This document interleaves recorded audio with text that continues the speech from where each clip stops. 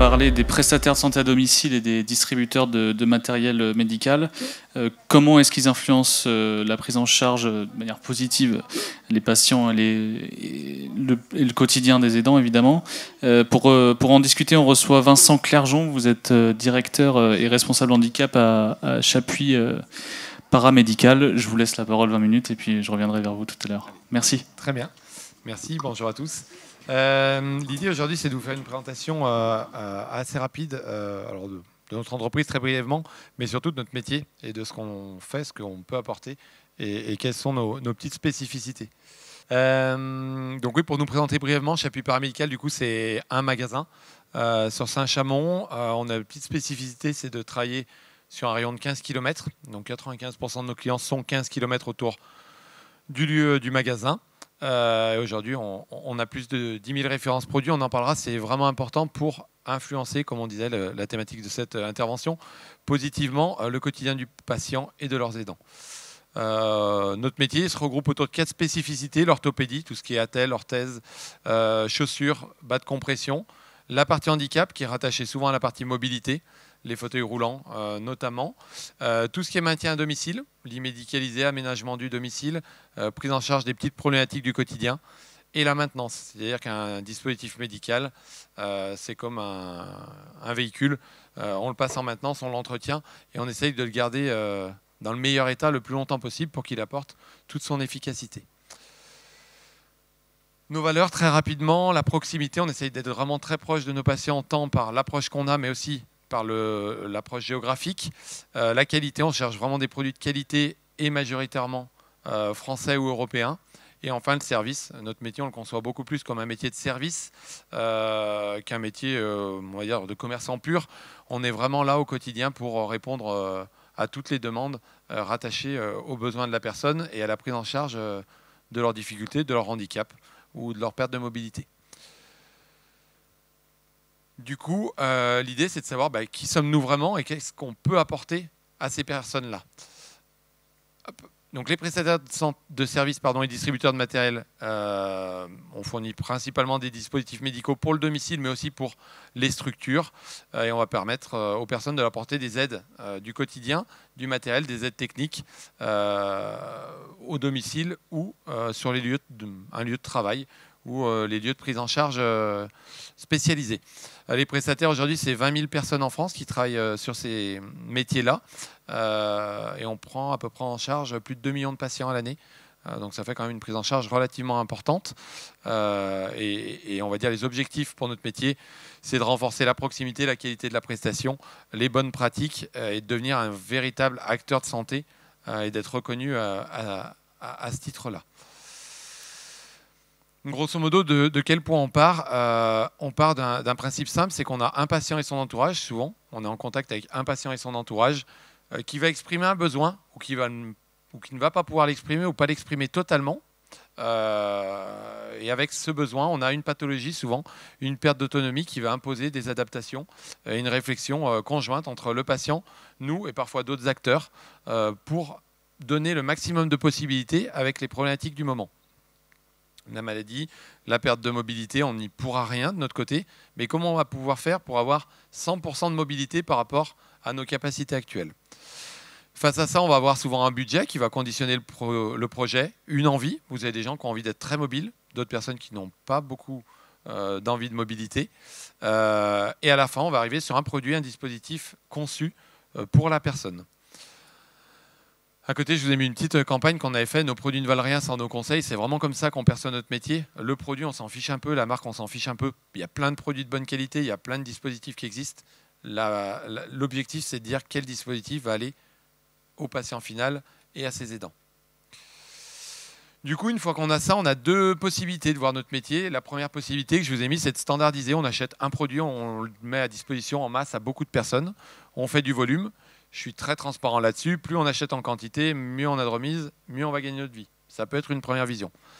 Mais l'orientation qu'on choisit de prendre, c'est de personnaliser. C'est de se dire un produit, un patient. Ça peut être un choix de couleur, ça peut être un choix d'option, ça peut être un choix de taille. Il y a plein de choses qui vont pouvoir se paramétrer.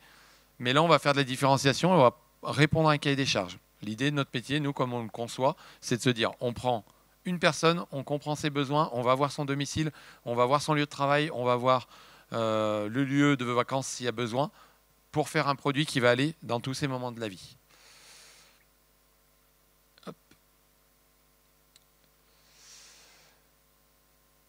Et la différence, du coup, je vous l'ai mis aussi, si on standardise, on va traiter, pour une structure comme la nôtre, 1000 à 1500 références produits. On n'aura pas besoin de former beaucoup les équipes et la logistique va être très simple. On a peu de produits, c'est facile à gérer. Si on personnalise, aujourd'hui, nous, on travaille 12 000 références au quotidien, ce qui fait qu'il faut former les équipes beaucoup plus, avoir une logistique beaucoup plus technique, puisqu'il faut avoir tous les produits en petite quantité en stock pour les mettre à disposition des personnes rapidement. Donc c'est un effort d'organisation plus important. Maintenant, l'idée, c'est de se dire pourquoi, dans la thématique de cette intervention, on a parlé qu'on voulait influencer le quotidien. Pourquoi on voudrait influencer le quotidien de nos patients? Il y a plusieurs raisons à cela. C'est d'améliorer les possibilités, comme je vous disais, de permettre aux gens de faire tout ce qu'ils peuvent, malgré leur maladie, malgré leur pathologie, malgré leur lieu de vie, etc., etc. Ça, c'est la première chose. La deuxième, ça va être de pouvoir améliorer l'état de santé. Aujourd'hui, on sait que par des dispositifs de qualité, des dispositifs bien réglés, des dispositifs à la bonne taille, on va pouvoir agir sur l'état de santé. Je pense par exemple à la prise en charge de l'escar. Quelqu'un qui va être sur un coussin bien adapté, bien réglé, ben on va limiter l'apparition d'escar. Et l'apparition d'escar cause beaucoup de problèmes, de souffrance, de douleur, de nombreux soins, de nombreux pansements, etc., etc. Donc ça, c'est le deuxième axe. Le troisième axe, ça va être d'assurer la sécurité. Aujourd'hui, quand on est dans une démarche de prise en charge qualitative, on va assurer la sécurité du patient. Que ce soit pour des patients qui vont être désorientés, pour des patients qui veulent certains dispositifs mais qui n'ont pas la capacité de les utiliser. On va pouvoir les mettre en danger si on leur les donne alors qu'ils ne peuvent pas. On va donc influencer de ce niveau-là. Je pense aussi pour tout ce qui est sécurité. Aujourd'hui, on a de plus en plus de patients qui sont en obésité, des patients qu'on appelle de type bariatrique. Aujourd'hui, un lit médicalisé, une canne, une béquille, comme on appelle ça vulgairement, ne répond pas à toutes les exigences de poids. C'est-à-dire qu'un patient qui va faire 150, 160, 170 kg, on le voit de plus en plus, une canne standard, elle n'est pas faite pour résister à ce poids-là. Assurer sa sécurité, ça va être réfléchir en fonction de sa morphologie aux produits, aux dispositifs qui peuvent être mis en place. La dernière façon d'influencer, c'est de répondre aux envies. Aujourd'hui, nous, c'est ce qui nous motive aussi au quotidien, c'est de se dire, j'ai des personnes qui disent, moi, avant d'avoir cette maladie, cette pathologie, j'adore aller me promener dans les bois. Aujourd'hui, je suis en fauteuil roulant, je ne peux plus le faire. Si, on va trouver des solutions, mais vous allez pouvoir le faire. Ça, je passe, s'il n'y a pas besoin.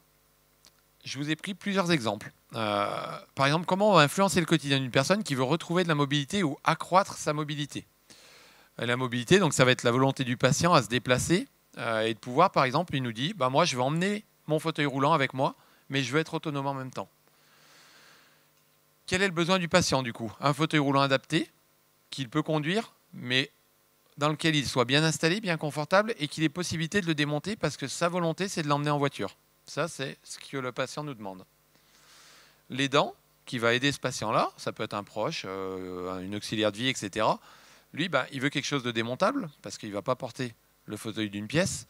Il veut pouvoir le rentrer dans son véhicule, et il veut pouvoir être formé à l'utilisation, puisque c'est lui qui va démonter le matériel. Qu'est-ce qu'on va faire du coup en face? Pour être très concret, on va présenter minimum 3 à 4 produits. Parce qu'on va faire un listing de se dire, voilà, suivant le cahier des charges, on peut répondre de telle ou telle manière. Nous, de notre côté, on va proposer des essais de longue durée. C'est-à-dire, on ne va pas venir une demi-heure essayer un fauteuil et dire, c'est ce qui vous va. Madame, voilà, c'est parfait. Regardez, on est sur un grand parking. C'est parfait pour vous. Vous savez conduire. Il n'y a pas de problème.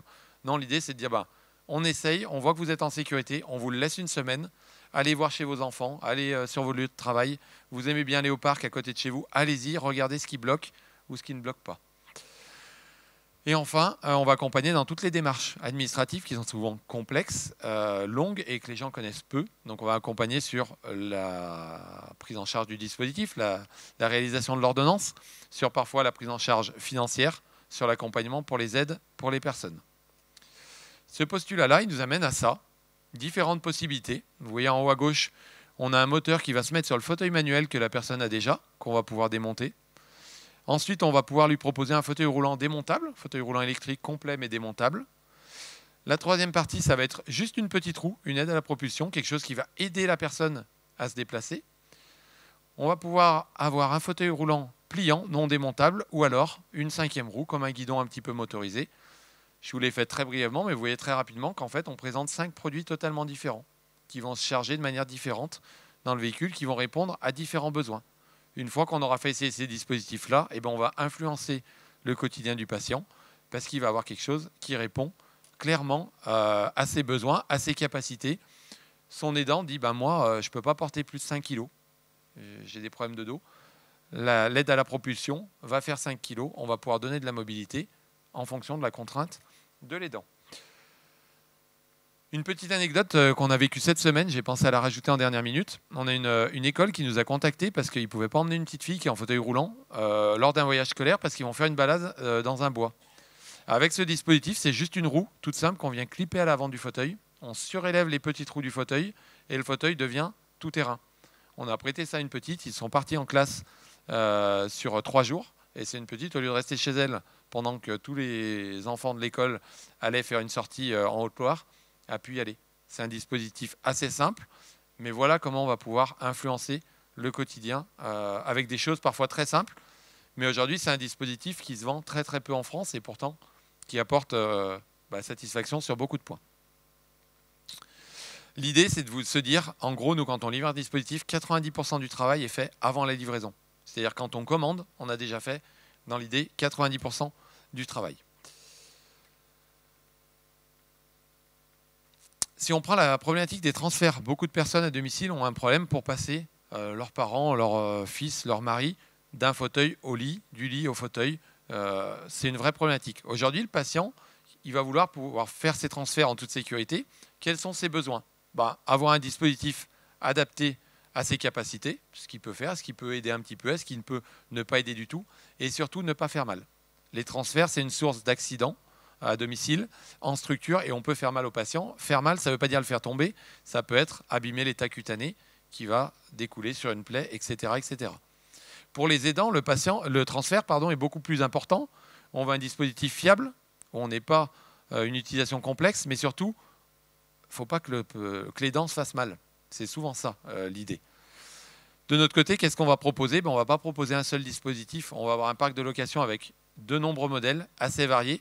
On va faire des essais et on va former les aidants chez le patient ou alors lors de sessions récurrentes. On travaille avec beaucoup de structures qui interviennent à domicile où on leur fait des formations récurrentes pour les transferts. Comme vous pouvez le voir, on va avoir différentes choses. Du coup, des simples guidons, quelqu'un qui est capable de se mettre debout mais qui n'arrive pas à pivoter, on va l'aider de cette manière-là. Des verticalisateurs, c'est-à-dire que la personne, elle tient un peu sur ses jambes mais elle n'arrive pas à se lever, on l'aide électriquement et on va pouvoir l'emmener d'un support à l'autre. Je vous ai mis au milieu, on a un autre verticalisateur, c'est pour des gens qui ont vraiment du mal à se lever. Au lieu de dire, on passe tout de suite au lève-personne, en gros, vous n'avez plus aucune capacité. Non, on va avoir un dispositif intermédiaire. Alors, qui coûte plus cher à l'achat pour nous, qui coûte le même prix à la location pour le patient, mais qui va lui permettre d'être acteur de ces transferts. Et le fait de se verticaliser, ça va agir sur la circulation, ça va agir sur le transit, ça va agir sur plein de points. Donc on est capable d'utiliser ces outils-là. On va pouvoir avoir le lève-personne qui est bien connu. Là, on a vraiment peu de capacité. Et par exemple, on va pouvoir parfois installer des rails au plafond. Quel est l'intérêt du rail au plafond ? C'est-à-dire qu'on a des patients aujourd'hui qui ne peuvent pas se transférer tout seuls. Ils ont besoin d'une aide électrique. Mais le fait de mettre un rail au plafond, avec une télécommande, ils peuvent appeler l'appareil, mettre l'appareil sous les bras et sous les cuisses et faire leur transfert tout seul. Je vous donne un exemple d'un patient qu'on a. Il a beaucoup de spasticité, donc beaucoup de tremblements pour faire simple. On lui a installé ça, qui va de sa chambre jusque dans un jacuzzi qui est installé chez lui. Et depuis qu'il fait du jacuzzi, il n'a plus de tremblements, plus de spasticité. S'il n'a pas ce dispositif, il n'y a aucun moyen d'aller le récupérer dans le jacuzzi une fois qu'il est installé. Le rail au plafond, il fait ses séances quand il veut. Il n'a plus de spasticité et il n'a pas besoin d'une tierce personne qui vient l'aider pour le lève-personne. On a influencé donc positivement sa prise en charge.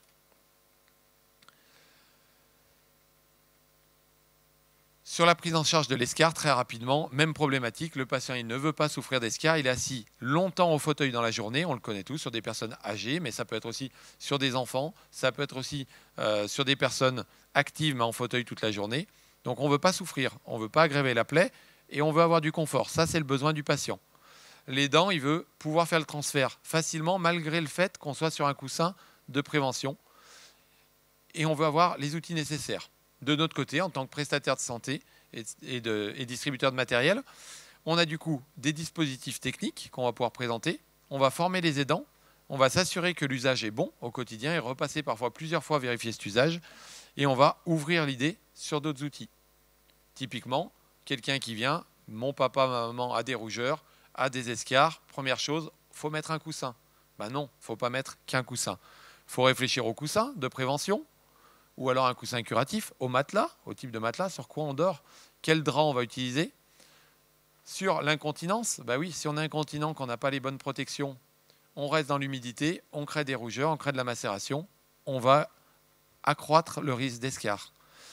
Mais l'escarre va aussi venir de la nutrition. On va accompagner les patients sur quelle nutrition on peut mettre en place. Et enfin, on va travailler sur du positionnement au lit pour éviter tout risque pendant la nuit. Donc vous voyez, on part d'une problématique. J'ai une rougeur quand je suis assis sur le fauteuil. Ah, finalement, je prends en charge de manière beaucoup plus large. Hop, ça, je passe. Hop, voilà. En conclusion, pour faire très simple par rapport à ce que je vous ai expliqué, comment on va influencer la prise en charge de notre côté en tant que prestataire, de deux manières, avec une orientation patient et aidant, et après, une orientation structurelle. Sur l'orientation patient, du coup, on va essayer de répondre au cahier des charges. Déjà, faire un cahier des charges, poser les bonnes questions, oser poser les questions aux gens. L'incontinence, c'est tabou. Bah oui, mais ça fait partie de notre métier, il faut poser ces questions-là. Donc, on va en parler. Quelle est la pathologie ? Quel est le budget alloué au dispositif? Quelles sont les envies de la personne? On va faire un vrai cahier des charges. Derrière, on va essayer d'accompagner sur la partie financement, les démarches, les acteurs possibles qu'on peut sensibiliser ou solliciter. Après, on va essayer de travailler sur l'observance. L'observance, qu'est-ce que c'est? C'est bien beau, je livre un coussin, je vous le règle bien, merci, au revoir. Non, je vous livre un coussin, je vous le règle bien, mais je vous explique comment il va falloir le régler au quotidien. Ouais, je vous appelle, le coussin, il était bien, mais maintenant, je reprends des rougeurs. Il ne faut pas changer le coussin, ou c'est pas que ça s'est aggravé, c'est peut-être juste que les réglages ne sont plus les bons. Donc, on va se redéplacer à domicile pour s'assurer de l'observance du patient. Et enfin, le dernier point, pour influencer le quotidien des patients, qu'est-ce qu'on va faire? On va accompagner dans le temps, donc l'évolution. Prendre en charge la maintenance. Un fauteuil roulant, c'est bien quand il est neuf, mais ça s'entretient dans le temps. Un fauteuil roulant qui est mal réglé, qui s'abîme, il ne va plus apporter les mêmes solutions à notre patient. Donc on va gérer tout ça. Le meilleur exemple, par exemple, on prend beaucoup en charge des outils de suivi, défibrillateurs ou autres pour des structures. Un défibrillateur, c'est bien. S'il marche, c'est mieux. On a beaucoup de produits, des moments qui ne sont pas passés en maintenance et n'ont pas la même capacité de fonctionnement. Et le dernier point, du coup, c'est former, former, former. Former les équipes, former les patients, former leurs aidants, etc. etc. Former, ce n'est pas juste à l'utilisation, c'est aussi en termes de sécurité. Quels sont les organes à ne pas toucher sur un dispositif pour être en sécurité? De notre côté, pour vous donner un peu une vision de notre métier, on a une orientation structurelle pour répondre et pour influencer la prise en charge des patients. On va être obligé de répondre à ces points. Collaborer avec des acteurs entourant le patient, leur ergothérapeute, leur médecin, leur soignant, la voisine qui, des moments, va intervenir. Il faut prendre en charge tous ces acteurs et communiquer avec chacun. De notre côté aussi, c'est avoir une logistique et une organisation logistique performante, du stock, de la disponibilité, de la livraison à domicile et de l'astreinte, 24/24. C'est très important pour assurer le patient. Un patient qui a un matelas air en panne, qui reste la nuit dessus, c'est une catastrophe. 6-7 heures, c'est catastrophique. Enfin, on va travailler avec des fournisseurs diversifiés. Aujourd'hui, nous, on a 250 fournisseurs. Donc, on peut se servir chez chacun de nos fournisseurs pour avoir le produit le plus adapté. On ne regarde pas le fournisseur qui nous fait la meilleure remise, mais le fournisseur qui répond le mieux aux besoins. Et enfin, c'est rechercher des innovations. Pour finir rapidement, j'ai débordé un peu sur le temps. Vous donner juste quelques chiffres, c'est assez parlant.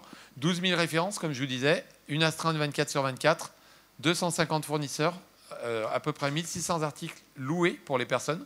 La location, ça permet aussi de switcher selon les évolutions et les besoins.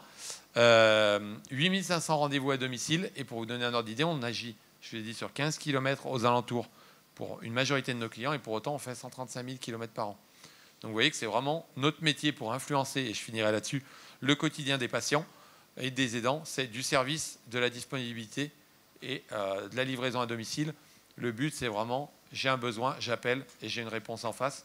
Et cet acteur-là, que nous sommes, doit faire le lien entre tous les acteurs, l'hôpital, l'ergothérapeute, le service de soins, la famille, etc. etc. J'ai un peu débordé. Désolé. Non, mais c'était très bien. Vous avez bien présenté votre travail et comment vous accompagnez les personnes. Est-ce qu'il y a éventuellement des questions dans le public? Sinon, moi, j'en ai une. C'est peut-être sur les budgets. À quel point c'est accessible à tout le monde au niveau de ce que vous proposez? Alors, toute la partie, on va dire, maintien à domicile sur l'accompagnement qu'on pourrait dire dans le vieillissement, on va dire qu'on a une très bonne prise en charge en France puisque beaucoup de dispositifs sont loués et on a une prise en charge qui est assez importante. Ce qui reste souvent à charge, ça va être tout ce qui est lié à l'incontinence ou autre, auquel cas les gens peuvent demander des financements par le département, notamment le dispositif APA, et qui va apporter des financements sur des matériels qui ne seraient pas pris, l'aménagement de la douche, l'incontinence, etc. Sur la partie handicap, par contre, quand je parle de partie handicap, c'est plutôt des patients qui peuvent être victimes d'un accident de la route, avec des paraplégies, des tétraplégies, ou alors sur des maladies dégénératives. Là, c'est un peu plus compliqué. Et ça dépend un petit peu de la mutuelle des personnes. Donc, c'est-à-dire la mutuelle peut compléter de manière importante ou non. On a aussi des dispositifs départementaux qui peuvent accompagner.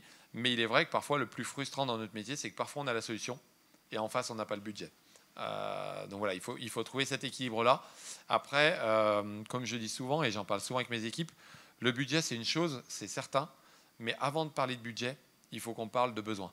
C'est-à-dire que peut-être que pour nous, on intervient auprès de tout type de population. 100 € pour quelqu'un, c'est beaucoup. Pour d'autres personnes, ça ne le sera pas. Ce n'est pas vraiment notre problématique de base. C'est de se dire comment on va pouvoir trouver une solution à cette personne. Nous, on a eu des personnes, on les a rencontrées, qui avaient eu un accident de la route. Ils ne pouvaient pas sortir de chez eux. Ils étaient dans un fauteuil, ils ne bougeaient pas. Aujourd'hui, ils conduisent un fauteuil roulant. Ils allument la lumière, ils changent la télé. Ils sortent, ils vont chercher leurs enfants à l'école, etc. Ça, c'est vraiment stimulant dans notre métier. Et on n'a pas d'abord parlé de budget. Comment on peut trouver une solution? Et une fois qu'il y a la solution, eh ben, on essaye de trouver et d'accompagner sur la prise en charge des budgets. Mais il est certain que sur des personnes où il n'y a pas d'assurance derrière, de tiers responsables ou autres, il faut ou avoir une mutuelle ou alors après solliciter les bonnes structures. Mais il n'y a rien de plus frustrant que quand on n'a pas ce budget de disponible. On voyait là le dispositif avec le rail au plafond, c'est assez impressionnant. Est-ce que la technologie et les innovations avancent vite dans ce milieu? Alors moi, j'ai toujours un côté un peu positif. Je dirais que dans notre métier, il y a plein de produits, il y a plein d'innovations. Après, il faut aller les chercher. Et c'est un petit peu la problématique, c'est qu'aujourd'hui, on est un peu dans une optique et une société où on va vite et on est souvent ciblé sur les mêmes produits. Pour nous, ça serait plus facile, même pour mes équipes, à driver, de dire bon, on a 10 produits et on met toujours ces mêmes produits. Non, typiquement, même la location de fauteuil, on a toutes les tailles.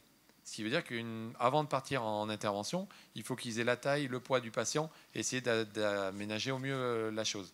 Après, c'est sûr qu'honnêtement, les fabricants, ils sont aussi soumis au fait, le produit, s'il se vend, il dure un peu dans le temps. S'il se vend moins, c'est plus compliqué. Mais je trouve qu'on a beaucoup d'améliorations, beaucoup d'innovations. Aujourd'hui, on peut faire conduire quelqu'un juste avec les mouvements de la tête. Je trouve ça, avant de faire ce métier, je veux dire, aujourd'hui, pour n'importe quelle personne, changer une chaîne sur la télé, c'est simple, c'est quotidien. Il y en a, ils le font, on zappe. Moi, j'ai des patients, j'aimerais bien pouvoir changer de chaîne parce que telle chaîne toute l'après-midi, j'en ai un peu marre. Et on a la capacité d'interagir avec des dispositifs. On peut faire de la domotique, on peut faire quand même pas mal de choses. Donc je trouve ce côté vraiment stimulant. On parlait d'innovation, on a fait il y a quelques temps un fauteuil pour une patiente qui veut aller dans les bois. C'est comme un quad mais en fauteuil. Et c'est une personne qui fait plus de 2000 km par an en fauteuil. Et je trouve qu'avoir redonné à une jeune femme cette autonomie-là et son plaisir d'aller dans la nature, c'est différent d'avant, il ne faut pas le nier, mais en tout cas, elle retrouve des possibilités. Est-ce que la demande de location ou d'achat de matériel paramédical, est-ce que c'est quelque chose qui augmente ou comment est-ce que vous observez ça? Alors, on est un petit peu lié au vieillissement de la population, donc c'est sûr que c'est quelque chose qui augmente un petit peu. Après, ça dépend aussi de chaque structure. Nous, pour notre structure en tout cas, ça fait 8 ans maintenant que j'ai repris l'entreprise, on a un développement stable et croissant, mais qui est aussi lié, je pense, à beaucoup beaucoup d'efforts et beaucoup d'énergie dans le conseil, l'accompagnement, la personnalisation des dispositifs. Et c'est un travail un petit peu de longue haleine pour faire comprendre un petit peu cette démarche. Et que finalement, il y a beaucoup de personnes, pour eux, oh, ben, un fauteuil roulant, c'est un fauteuil. Non, un fauteuil roulant, même tout remboursé, même quelqu'un qui n'a pas de prise en charge mutuelle ou autre, on peut le personnaliser à 100%. Et quand les gens ont compris ça, ça permet de développer un peu l'activité. Mais en tout cas, oui, on a de plus en plus de demandes. Et on le voit bien, de toute façon, les gens vivent de plus en plus vieux, veulent de plus en plus rester chez eux. Et je pense que, notamment sur toutes les personnes retraitées, il y a une prise en compte maintenant de si je veux rester chez moi, il faut que je réfléchisse à comment je vais aménager mon domicile. Et nous, on travaille de plus en plus du coup avec des partenaires sur je veux mettre un monte-escalier, c'est pas notre métier, mais moi je veux que mon patient il ait un bon conseil. Donc j'ai des partenariats avec des personnes qui me font un retour et au moins je suis sûr que mon patient, je l'envoie vers quelqu'un, mais on a de plus en plus cette prise en compte de il faut que je m'équipe. Est-ce qu'il y a des questions éventuellement, d'interrogations suite aux échanges qu'on a pu avoir? Vous avez peut-être un dernier mot à dire. Un dernier mot, moi, c'est vraiment de donner l'idée de se dire il faut se faire conseiller. Et peu importe, on voit beaucoup trop de personnes qui s'isolent ou qui n'osent pas demander ou qui ont peur de déranger. Moi, aujourd'hui, quand je fais essayer un fauteuil roulant, la personne, si elle me dit ça ne me convient pas, j'aime mieux qu'elle me le dise plutôt que de dire je l'ai commandé, mais maintenant qu'il est là, c'est pas forcément ce que je voulais. Aujourd'hui, on sait être disponible.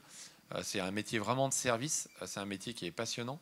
Il faut que les personnes, les familles, les aidants aient en tête de demander justement des conseils, des accompagnements et de ne pas rester un petit peu dans leur coin. Il y a plein de dispositifs en France, on a quand même cette chance-là, par des assistantes sociales, par des accompagnements départementaux, par des ergothérapeutes, par des centres de rééducation. Et aujourd'hui, nous, c'est ce qui est vraiment intéressant, c'est de faire cette synergie un petit peu avec tout le monde. Et aujourd'hui, aucun patient ne doit avoir un dispositif qui lui est imposé. Et on voit des personnes qui ne vont pas vers des dispositifs parce que moi, je ne veux pas ce fauteuil parce que ça fait vraiment trop handicap. Je ne suis pas prêt. Oui, mais il existe plein de choses qui ne vont pas faire handicap. Donc on a cette possibilité-là. La seule chose, c'est vraiment de conseiller de se tourner vers des prestataires ou vers des personnes qui vont proposer cette diversité de choix. Et aujourd'hui, notre métier, c'est de répondre avant tout aux besoins des patients et pas de répondre à des besoins standardisés. Merci Vincent Clergeon. Je rappelle que vous êtes directeur et responsable handicap à Chapuis Paramédical.